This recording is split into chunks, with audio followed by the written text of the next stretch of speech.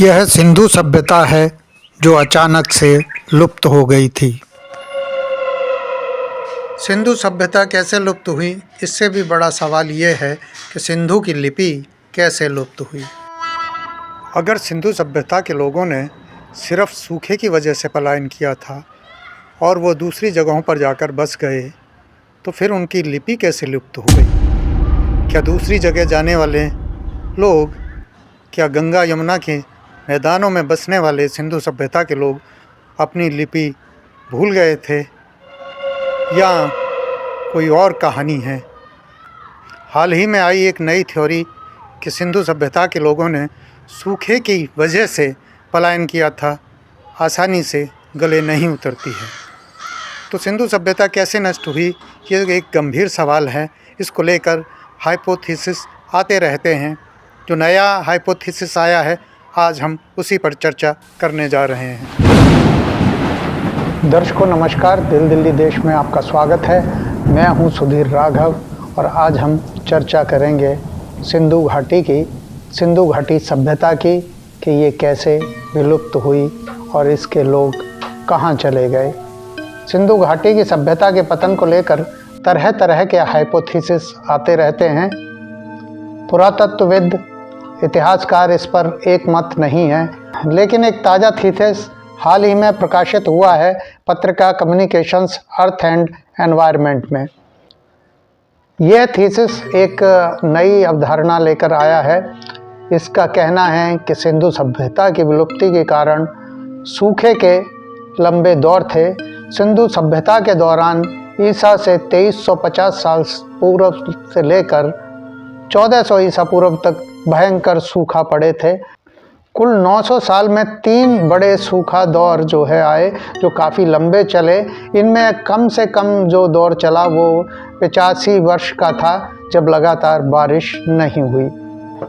IIT Kharagpur के geology विभाग के प्रोफेसर अनिल गुप्ता के नेतृत्व में किए गए इस शोध से ये पता चलता है कि सिंधु घाटी सभ्यता से पलायन करने वाले लोग दक्षिण और पूर्व की ओर गए। खासकर इनमें से बड़ी संख्या में आकर लोग गंगा और यमुना के मैदानों में बसे। ऐसा अनुमान इतिहासकार पहले भी लगाते रहे हैं। सिंधु सभ्यता के नष्ट होने को लेकर कई कारण बताए जाते रहे हैं। कुछ इतिहासकार इसकी वजह आर्यों के हमले को भी मानते हैं। कुछ बीमारी की वजह से पलायन हुआ या लोग खत्म हुए, इस तरह की आशंका जताते रहे हैं। चूँकि वहाँ पर अन्य सभ्यताओं की तरह सामूहिक शव या कंकाल बरामद नहीं हुए कभी, इस वजह से किसी हमले या किसी आपदा के साथ इस सभ्यता के नष्ट होने की थ्योरी को हमेशा खारिज किया जाता रहा है। अब ये जो नई थ्योरी आई है, ये बताती है कि सिंधु सभ्यता नष्ट नहीं हुई थी, बल्कि वहाँ के लोगों ने सूखे की वजह से पलायन किया था। बारिशें बंद हो गई थी और वहाँ पर जल का संकट हो गया था। धोलावीरा से लेकर हड़प्पा तक जल संग्रह की कई वैज्ञानिक इंजीनियरिंग सी उस दौर की दिखती हैं, जो भी ये संकेत करती हैं कि जल संरक्षण की ओर सिंधु सभ्यता का ध्यान था, जो इस बात का सबूत है कि वहाँ कोई लंबे सूखे का दौर चला, जिस वजह से लोग जल संरक्षण के लिए प्रेरित हुए। सिंधु सभ्यता के पलायन की ये थ्योरी फिर भी अधूरी लगती है, क्योंकि एक बड़ा प्रश्न अनुत्तरित रह गया है।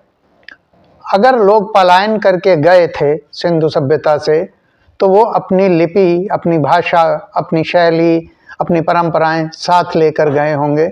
जहाँ पर वे बसे, चाहे वो गंगा यमुना के मैदान थे, तो वहाँ सिंधु की लिपि, सिंधु की भाषा जीवित रहनी चाहिए थी उन लोगों के साथ, उन लोगों के बीच में।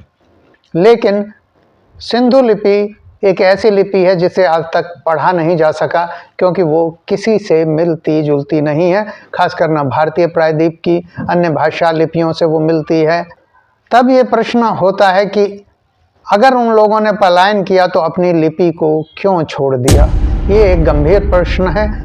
ऐसे में हमें संक्रमण काल को देखना होगा कि जब पलायन हो रहा था, उसके बाद उस दौर में क्या हो रहा था। इसके लिए हमें कुछ नए हाइपोथेसिस खड़े करने होंगे, और इसके लिए हमारे पास जो जानने का सबसे बेहतर तरीका है वो एक हमारा पुराना ग्रंथ जो दुनिया का सबसे प्राचीन ग्रंथ है वो ऋग्वेद है।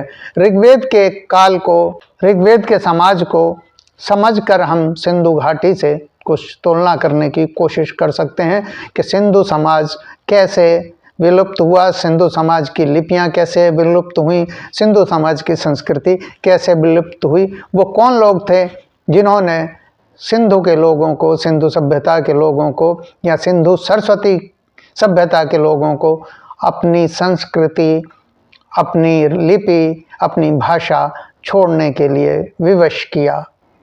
तो आज हम इस वीडियो में यही जानेंगे कि क्या कारण रहे होंगे कि सिंधु सभ्यता के लोग अपनी भाषा, अपनी लिपि छोड़ने को विवश हुए।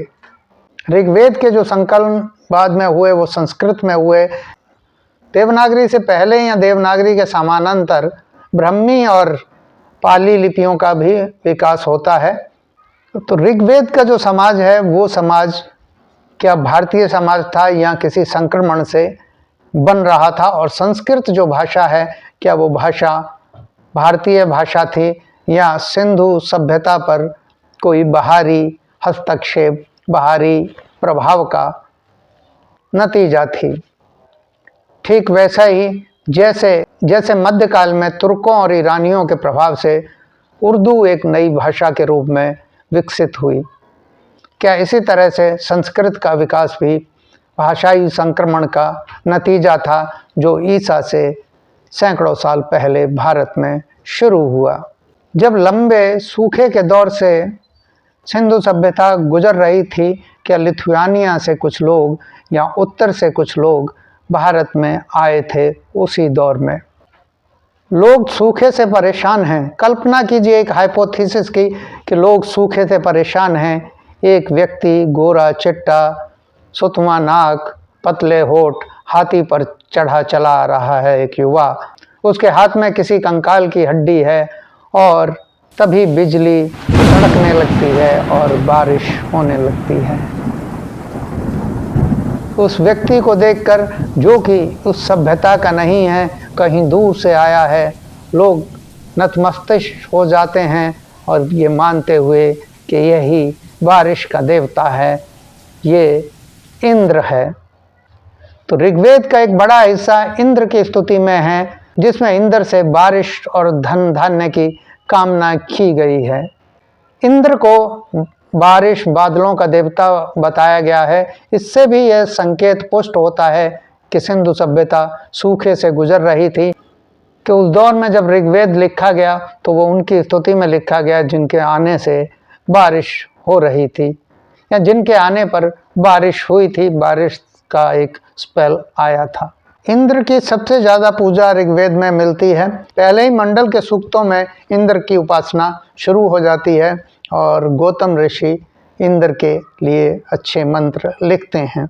क्या जो बाहर से लोग आ रहे थे, चाहे वो बाल्टिक कबीला था, चाहे वो इब्राहिमन थे या फिर मित्तानी थे, काकेशियन थे, उन लोगों ने ही वैदिक काल में, जिसे इतिहासकार 1400 ईसा पूर्व से बाद का मानते हैं, क्या उन लोगों ने ही सिंधु सभ्यता के लोगों को बताया कि वो सूखे का शिकार इसलिए हैं क्योंकि उनकी भाषा, उनकी लिपि अभिशप्त है, इसलिए वो उनकी भाषा को या उनकी लिपि को अपनाएं जिसे वो बता रहे हैं। इसलिए उस लिपि का नाम देवनागरी किया गया, जो कि देवता अपने साथ लेके आए थे। यानी कि सिंधु सभ्यता के लोगों ने न सिर्फ अपने नगरों से गंगा और यमुना के मैदानों की ओर और दक्षिण की ओर पलायन किया, बल्कि उन्होंने अपनी लिपि भी त्याग दी और अपना लिया देवनागरी को, देवों की लिपि को, जो लेकर आए थे उत्तर से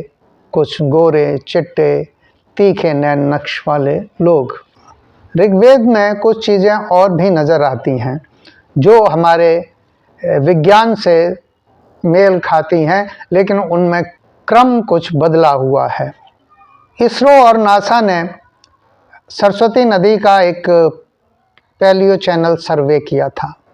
सरस्वती नदी के बारे में माना जाता है कि ईसा से 2900 से 3100 साल के बीच ये अपने मुख्य ग्लेशियर से कट गई थी। सरस्वती में जो पानी हिमालय के ऊपरी क्षेत्र से झीलों से आ रहा था, वो स्रोत दूसरी नदियों में चला गया और सरस्वती जो है सूखने लगी।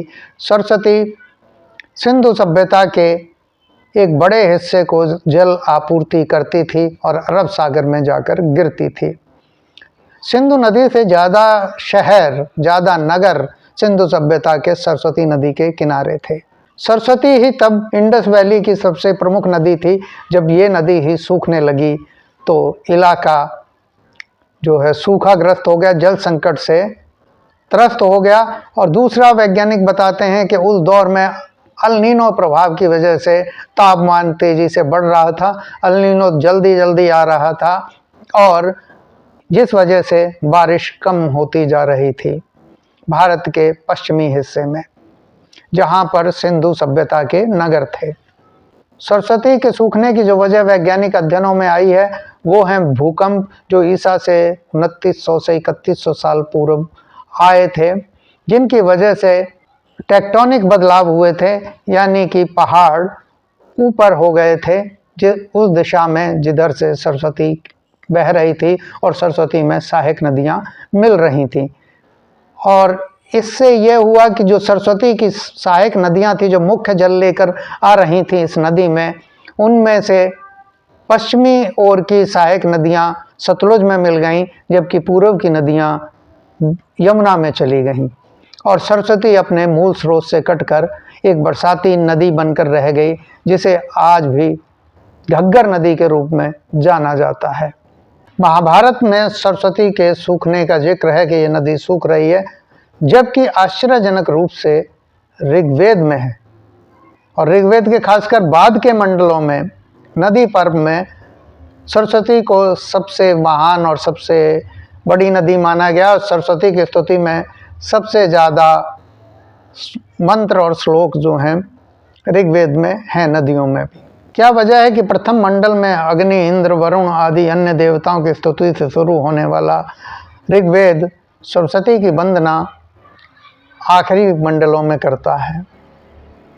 तो इस संबंध में एक हाइपोथेसिस है जो माना जा सकता है कि सरस्वती को बाद में याद किया गया होगा कि सबसे महान नदी तो यही थी, जिसकी वजह से, जिसके सूखने की वजह से पलायन करना पड़ा, लोगों को नए जगह ढूंढनी पड़ी। तो ये वो मंडल जो हैं वो सरस्वती की याद में लिखे गए, जिनमें सरस्वती को बेहद महान और सबसे बड़ी नदी के रूप में पूजा गया और ऋग्वेद काल की सबसे महान नदी के रूप में बताया गया। इसकी वजह से ऋग्वेद को लेकर काल दोष भी पैदा होता है।